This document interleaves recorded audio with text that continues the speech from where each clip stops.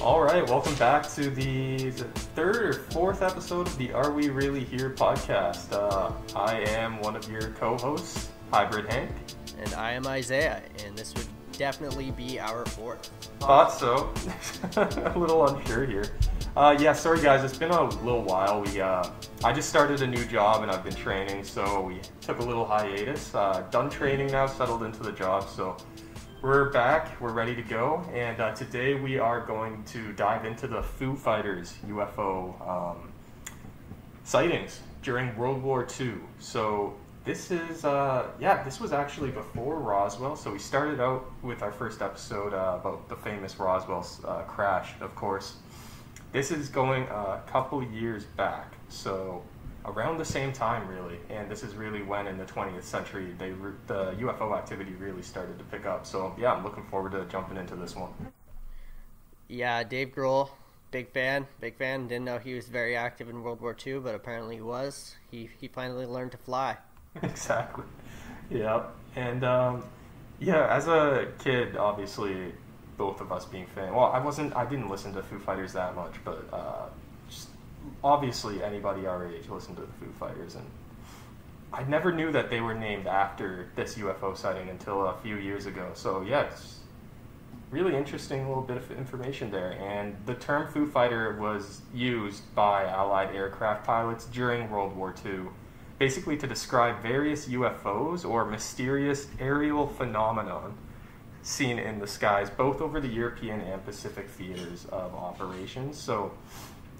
And there's reports, as we'll get into later in the story, it's not just the Allied forces who saw these things, so that's later down the line. And though the term Foo Fighter initially actually described the type of UFO reported by the US 415th Night Fighter Squadron, the term was also really just used commonly to mean any UFO sighting from November 1944 onwards, and Foo Fighters were presumed by witnesses to be secret weapons employed by the enemy. So obviously the Allied forces back then, they weren't getting reports back from the Axis of Evil and the Germans or Japanese. Obviously there was no open line of communication, so yeah, their biggest assumption was that these were enemy craft or weapons. So yeah, big surprise for them later when they found out it wasn't. And it reminds me a lot nowadays with these modern UAP sightings. People going, oh, is this Russia? Is it China? Well, Russia and China are a little tight-lipped with us right now, obviously, given the tensions, so we don't really know. But I'm assuming it's not them. Yeah, I can't imagine how frightening it would be flying in the air during World War II and you see a burning ball of fire coming at you. It's a frightening sight to imagine, especially when you're dealing with technology that's rapidly progressing in an age that you're trying to win the war for good against evil. And we know that Hitler and the rest of the Third Reich and the Nazi regime were looking deep into ancient civilizations, and they thought there was something going on with some of the technology that they acquired. So I can't imagine that similar to Indiana Jones and Raiders of the Lost Ark, that type of mentality, what the Allies were wondering was going on. What was this German craft? Was this spiritual? Was this a sign? We don't know what was going through their minds. Yeah, it would have been a trip. It would be a trip nowadays to see a flaming orb or ball of fire come into us, especially while you're a pilot flying a fighter jet. That's terrifying. Any little thing that goes wrong in the air can cause massive tragedy. So can't imagine what they felt back then in 1944.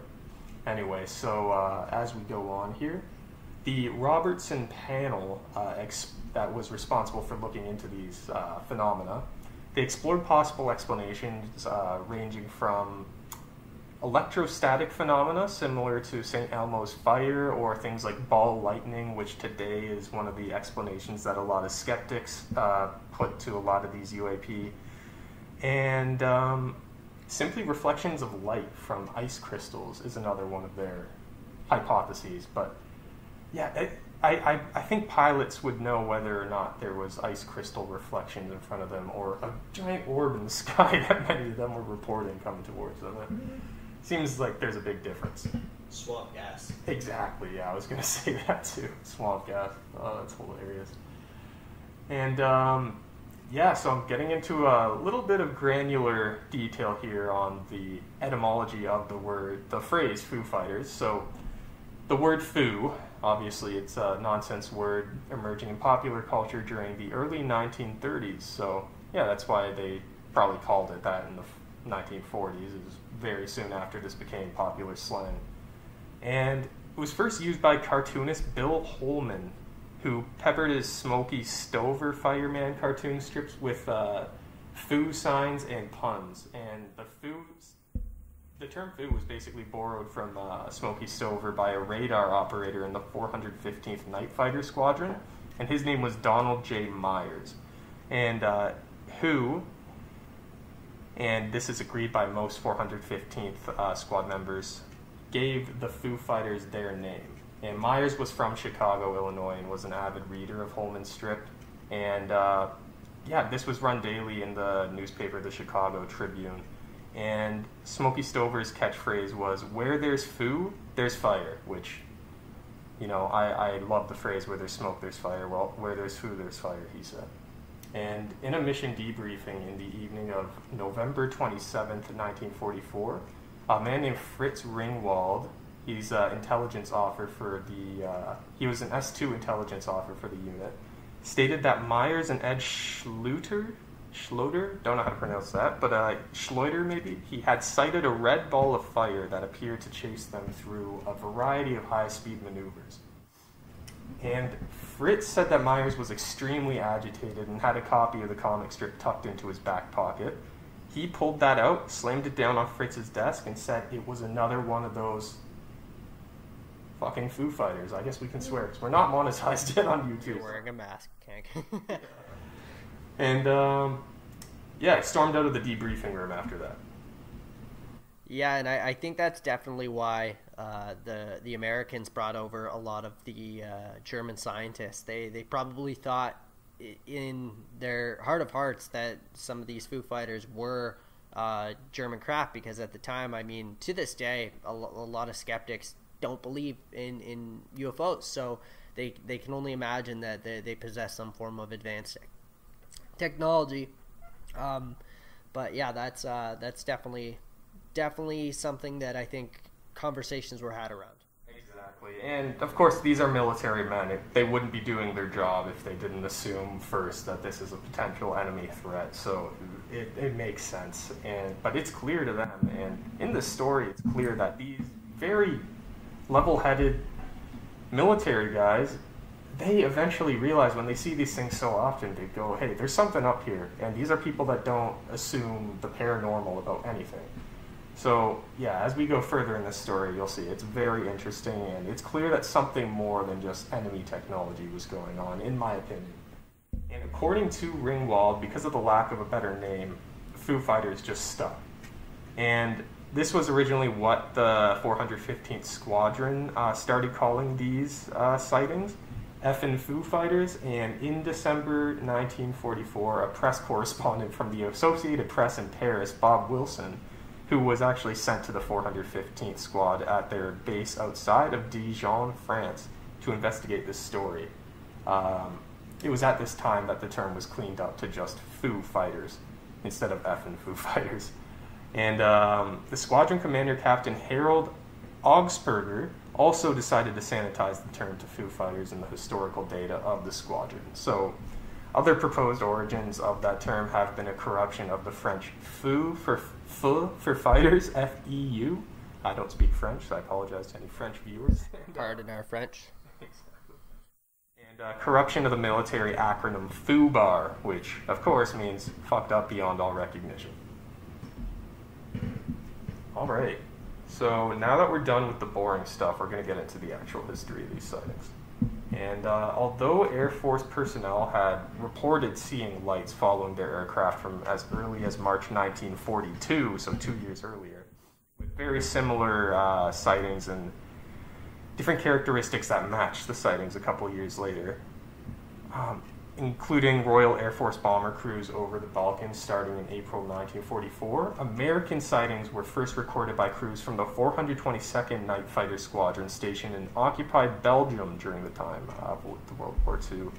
And during the first week of October 1944, these were seen in Belgium. At that time, these were erroneously believed to be Messerschmitt Me-163 rocket-powered interceptors, which did not operate at night. So yeah, that would be a German weapon. I'm not a military guy, so I apologize not too up on the pronunciation or how you say the ME.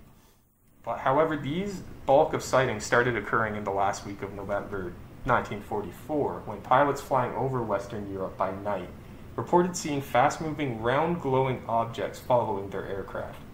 And these objects were variously described as fiery, glowing red, white, or orange. And you know, that fiery, like red orangish orb, it really reminds me of the Malmstrom the Malmstrom nuclear facility that our friend Robert Salas saw. You know, it's described exactly like the same thing, right?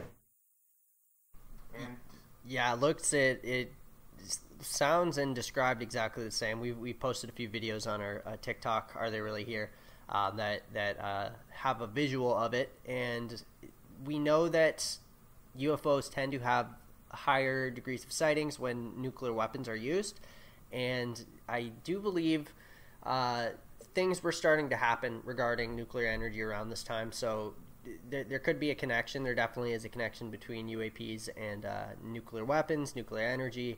It's a frightening connection, but that would be the one thing that I picked up on when reading through this story. yeah, interesting. That didn't occur to me, but now that you bring that up, that's a good point. They definitely were beginning research around those years. I don't know when exactly they were, but I know with the whole Manhattan Project, it had to have been around then because, well, right at the end of World War II, we all know what happened. So, anyway, as I go on here, yeah, pilots describe these things basically as resembling Christmas lights, and reported that they seemed to toy with the aircraft playfully, almost making wild turns before simply just vanishing.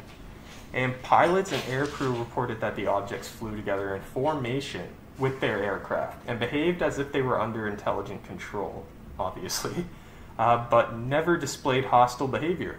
And they could not be outmaneuvered or shot down, which is interesting that, well, of course, back then, I think it's understandable during such tense times they probably would try to shoot these things down. And the phenomenon was so widespread that the lights earned a name. In the European theater of operations, they were often called Kraut fireballs, but for the most part, called Foo Fighters. And the military took these sightings extremely seriously, suspecting that the mysterious sightings might be secret German weapons.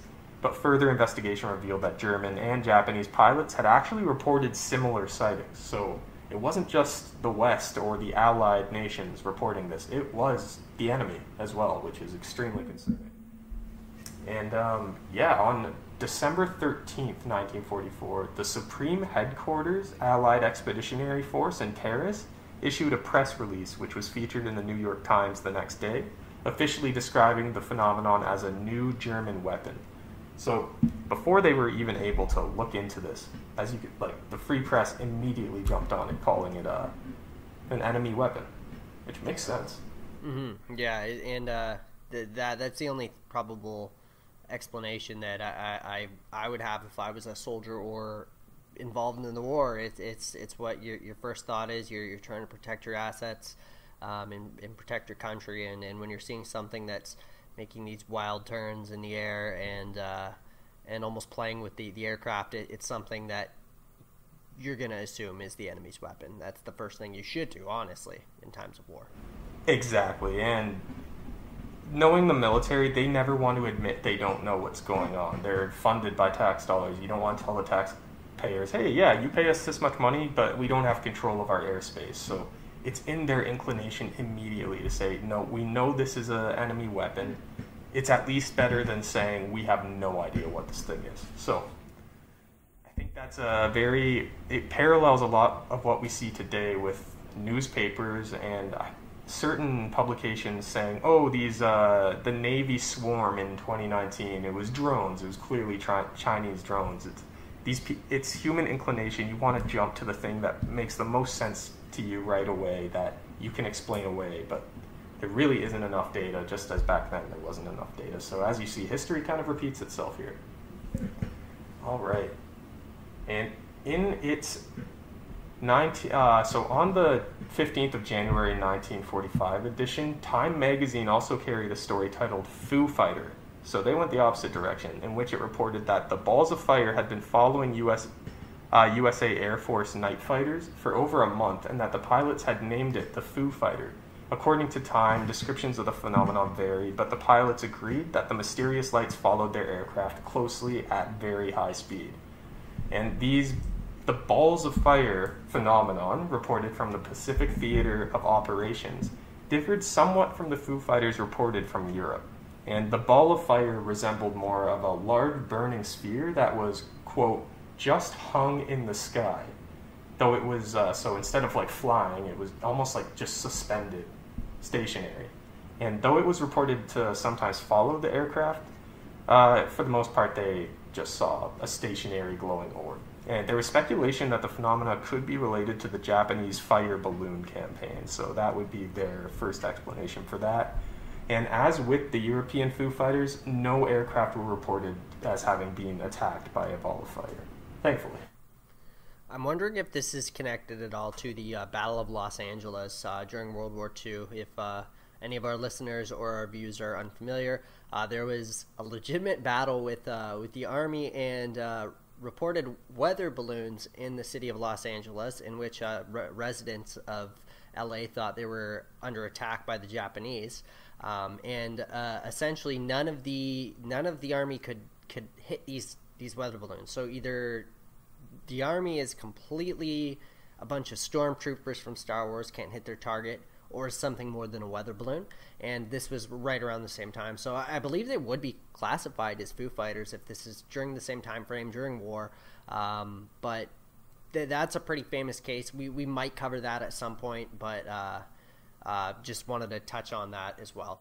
Exactly, no, and it could maybe another explanation is they just hadn't figured out how to land weather balloons back then, so their first thing was to just shoot them down until they could figure out a landing mechanism for those.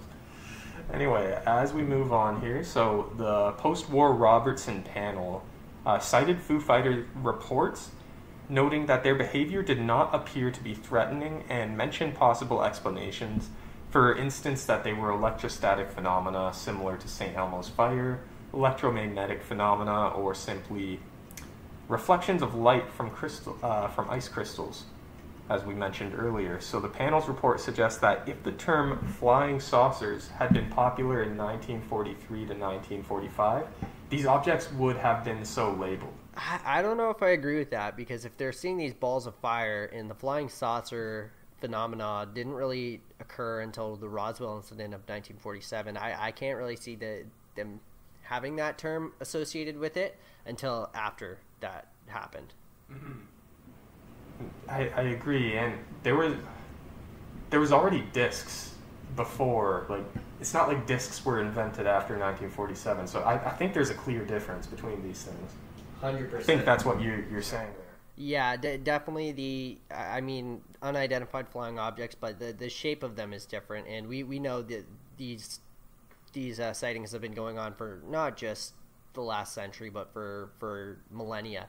And we could get into the whole cargo cult theory, but I'm sure that's a topic for another time as well. But it's kind of strange that they all seem to start showing up right around the time of the greatest war that history has known. So we know in history that these crafts have been sighted, they've been recorded, but it wasn't until around this time that it really started to take off, only a couple of years before Roswell. Exactly. And it's like nowadays with the Tic Tac UFO sighting, which actually kind of seems similar to this, not in the fact of how it looks, because these are like, the Tic Tac, of course, was a white object, more shaped like a Tic Tac than a glowing orb. But the way it was playful with Commander Fravor's plane, as he like chased it, and then it would zigzag and like go right opposite right after he was about to catch it, and then it went to his cat point after that. These things, in a lot of these settings, it seems like they're just having fun. It's almost like a childlike. It's like how a child would play with something, much like an ant. That's what it seems to me, like a child playing with an anthill. I don't know. It's kind of endearing almost, these things. But anyway. So yeah, here's some specifics about some more Foo Fighter actual individual sightings from back then. And these Foo Fighters were reported on many occasions from around the world, not just in Belgium or where the Allied forces were flying there. So here's one from September 1941 in the Indian Ocean. It was similar to some later Foo Fighter reports as well. From the deck of the SS Pulaski, which was a Polish merchant vessel transporting British troops, 2 sailors reported a strange, this is quote by the way, strange globe glowing with greenish light, about half the size of the full moon as it appears to us. And they alerted a British officer who watched the movements of the object with them for over an hour. Very long time, very long sighting. Would have loved to be there. And Pilot Officer Brian Lumsden, a New Zealander flying with the No. 3 Squadron's night flight, encountered 2 amber or orange-colored lights that followed him on an intruder mission over northern France in December 1942, so a couple of years before a lot of these sightings. And one light was higher than the other, which appeared to rule out wingtip navigation lights from an aircraft, and these lights pursued him until he reached the English Channel. And another pilot from his same unit actually experienced a very similar phenomenon the following evening with a green light. And the story was eventually published in the Christchurch Star-Sun newspapers, November 4th, 1955 edition. All right. And next sighting was on October, this isn't chronological, by the way, so October 13th, 1944. An RAF, Royal Air Force crew from the No. 178 Squadron based in Italy reported seeing lights following their aircraft over Hungary during a night raid on, forgive me for the pronunciation, I'm going to give it a shot. Czechoslovakia. That's as close as I'm going to get, probably. Yeah, it's a Czechoslovakia. All right, B-24 Liberator KH-103, flown by Pilot Officer Taylor, was followed by an intermittent red light for several minutes. And the squadron had started reporting numerous similar instances as early as April 1944, and would continue doing so throughout the remainder of 1944 and into 1945. And Charles R. Bastian of the U.S. 8th Air Force reported one of the first encounters with Foo Fighters over the Belgium and Netherlands area. He described them as 2 fog lights flying at high rates of speed that could change direction rapidly.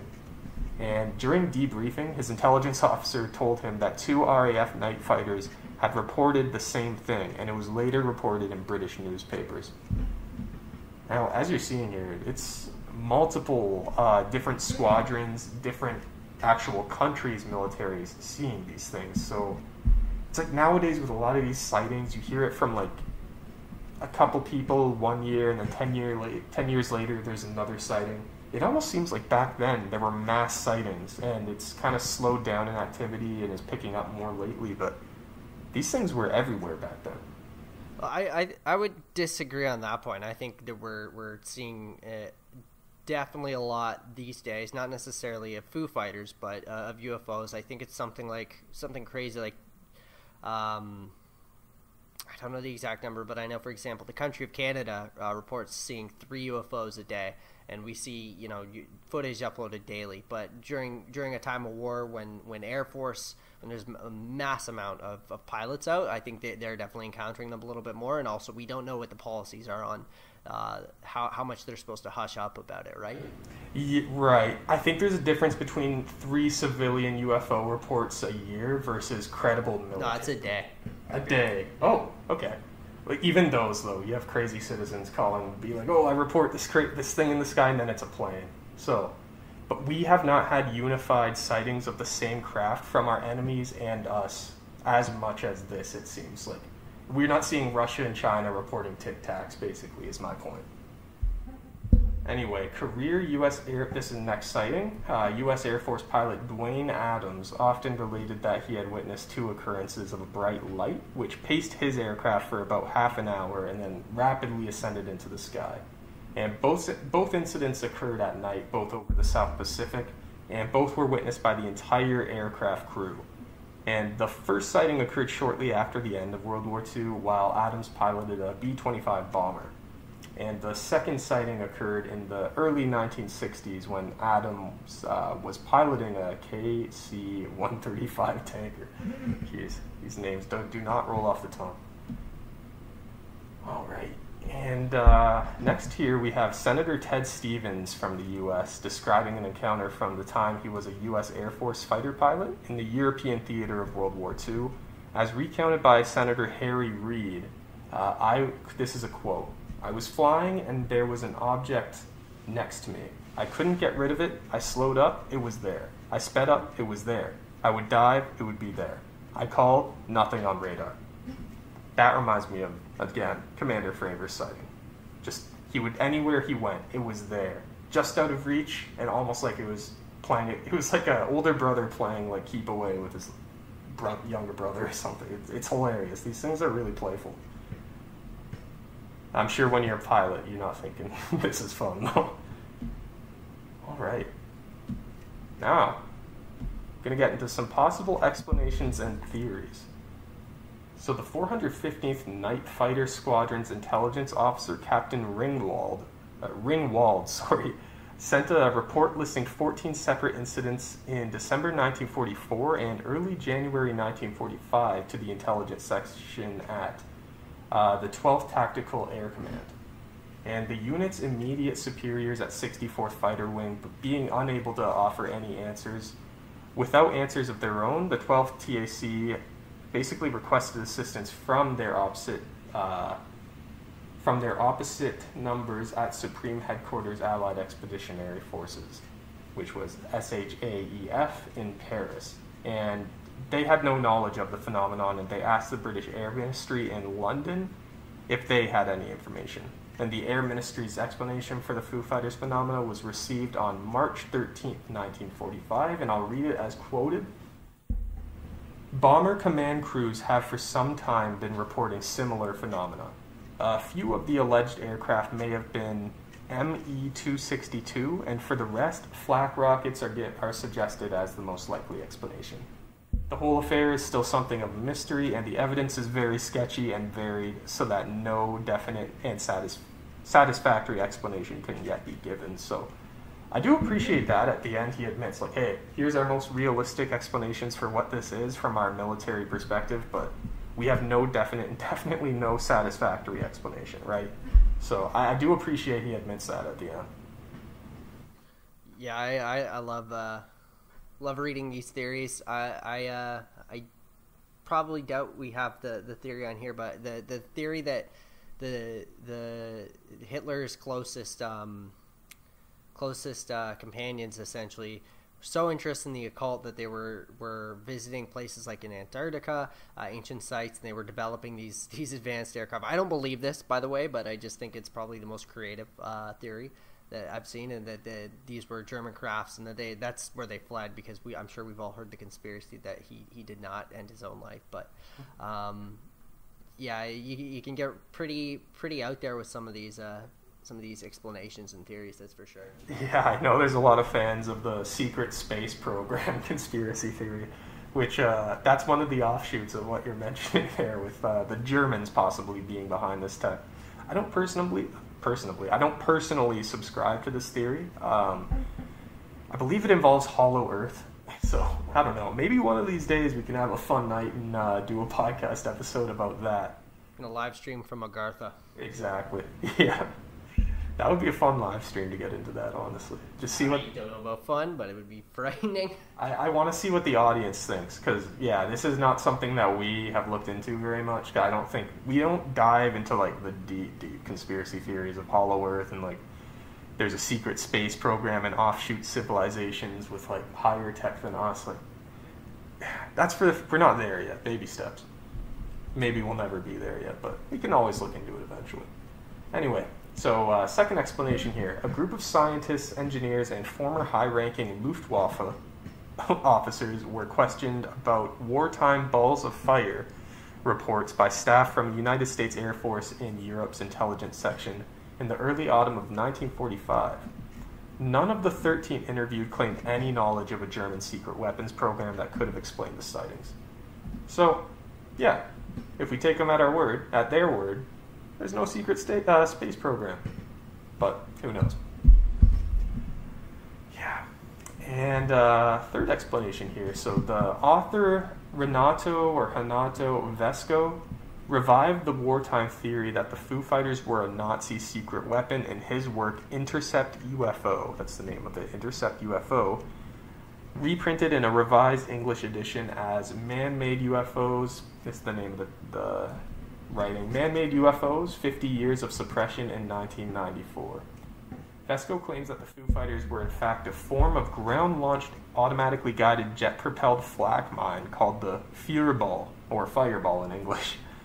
This device, tortoise shell in shape...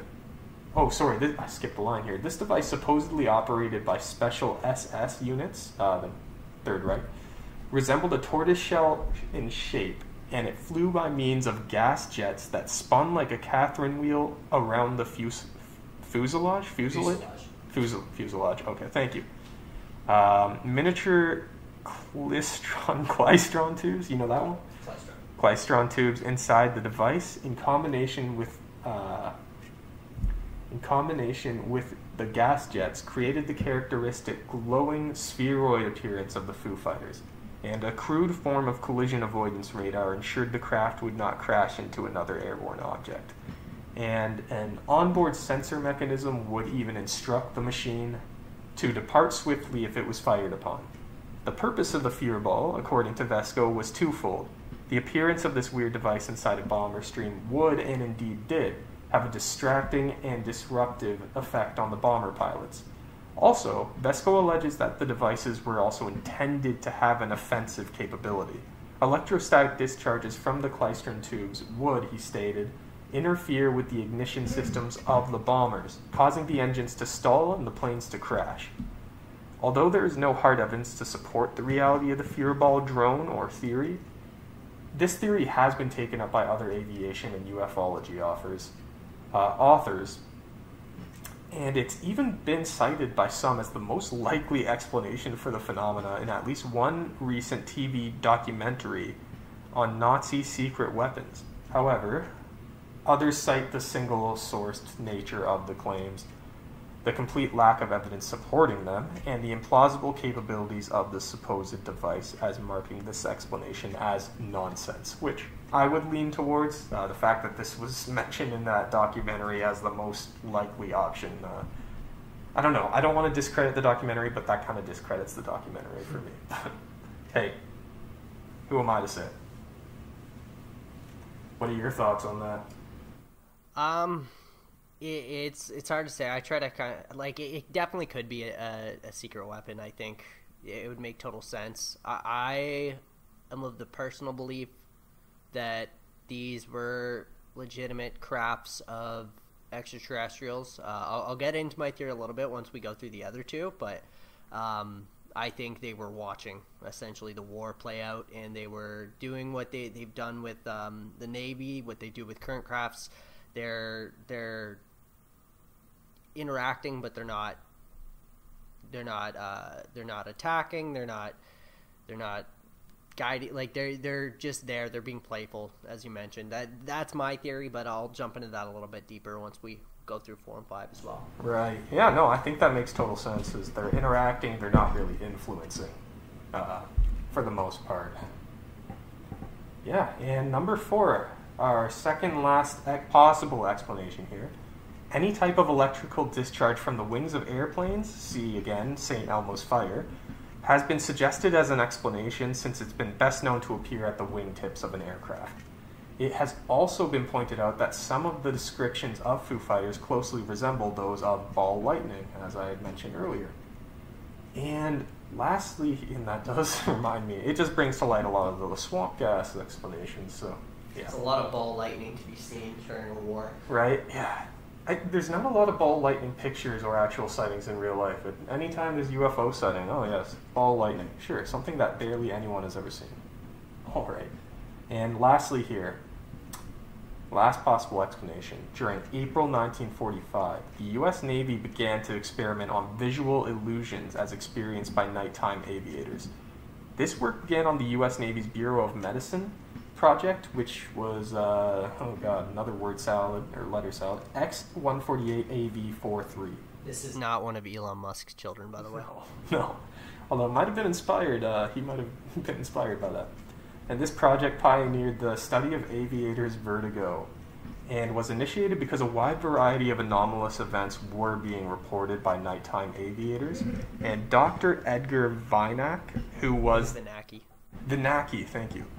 Dr. Edgar Vinacki, who was the prime flight psychologist on this project, summarized the need for a cohesive and systemic outline of the epidemiology of aviators' vertigo. And here's a quote from him, Dr. Vinacki. Pilots do not have sufficient information about phenomena or of disorientation. I'm a little disoriented as well. And as a corollary, thank you. Sorry, man, I'm a little tired here. As a corollary, are given considerable disorganized, incomplete, and inaccurate information. They're largely dependent upon their own experience, which must supplement and interpret the traditions about vertigo, which are passed on to them. When a concept thus grows out of anecdotes, cemented together with practical necessity, it's bound to acquire elements of mystery. So far as the vertigo is concerned, no one really knows more than a small part of the facts, but a great deal of the peril. Since aviators are not skilled observers of human behavior, they usually only have the vaguest understanding of their own feelings. Like other naive persons, therefore, they have simply adopted a term to cover a multitude of otherwise inexplicable events. Quote by Edgar Vinacki in his work, The Concept of Aviators' Vertigo. Yeah, so that's those are some insane explanations. I absolutely loved hearing through them, and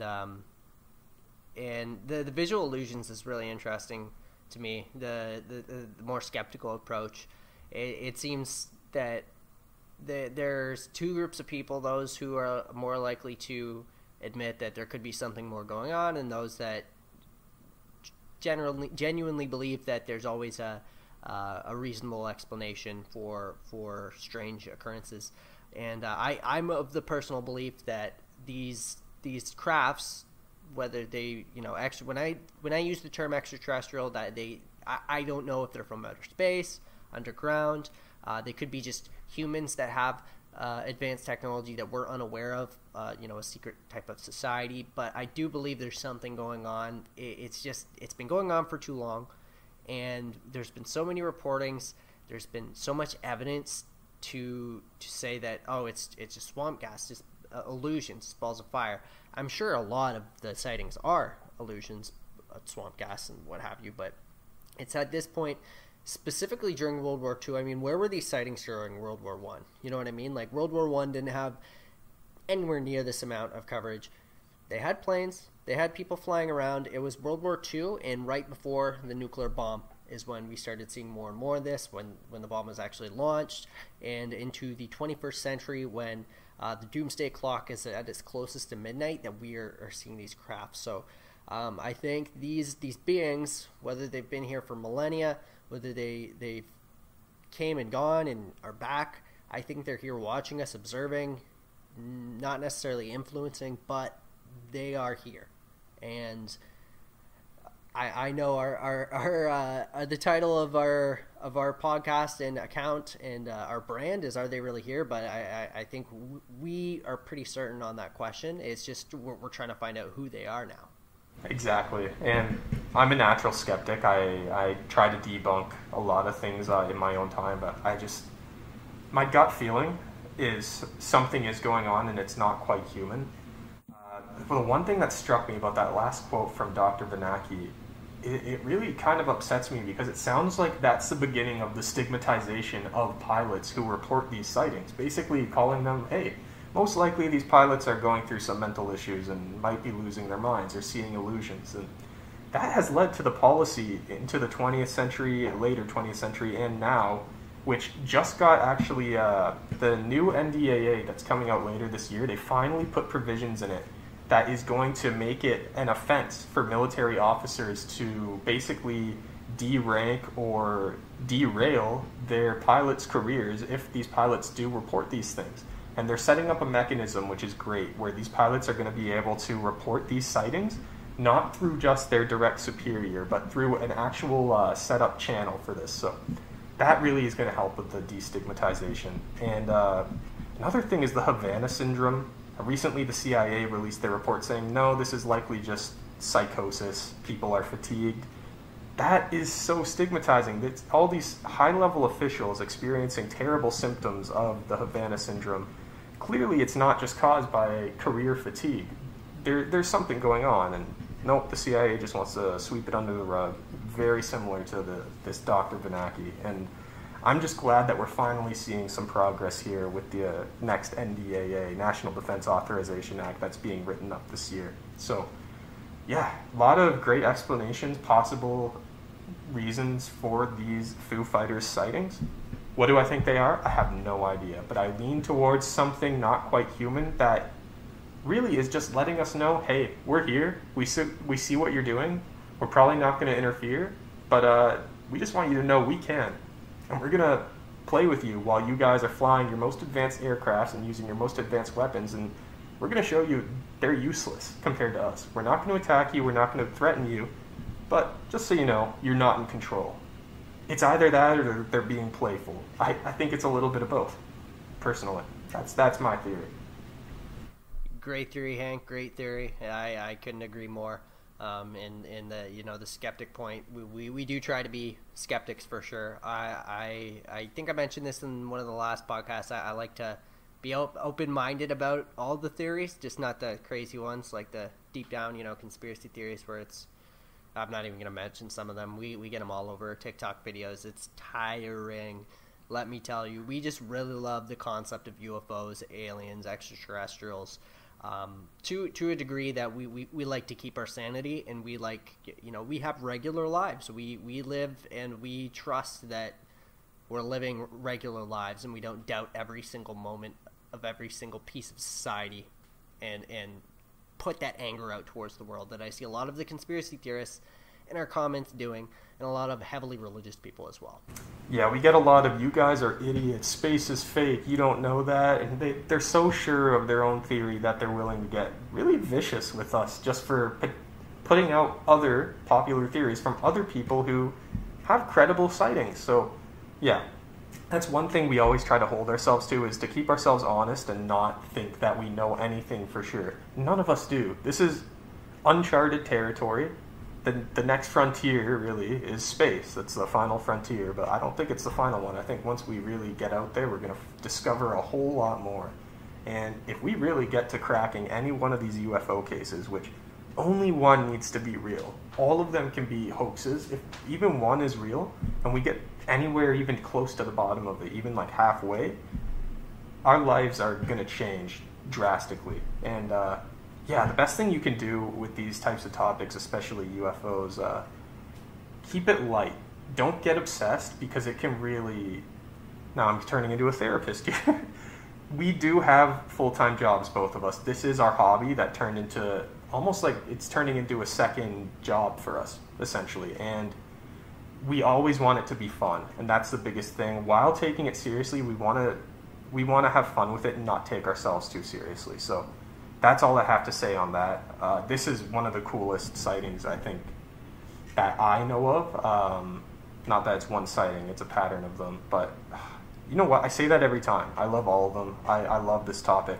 And I'm glad we went through this one today. I did not expect this one to run this long, but yeah, thank you guys so much for watching. Tell us below in the comments what you guys' personal theories are. Even if you do think space is fake, you know what? We're okay with you telling us that, but just be nice about it, you know? If we say this theory is this person's, that does not mean we believe it. We're presenting it as somebody else's theory. So just semantics, linguistics, it's important. It's fun to kind of troll some of you back, but I mean, like, it's getting a little ridiculous. But yeah, don't forget, like and subscribe. Follow us on TikTok at Are They Really Here, and leave us a comment down below. I'm Isaiah. This is Hybrid Hank. Signing out. See ya.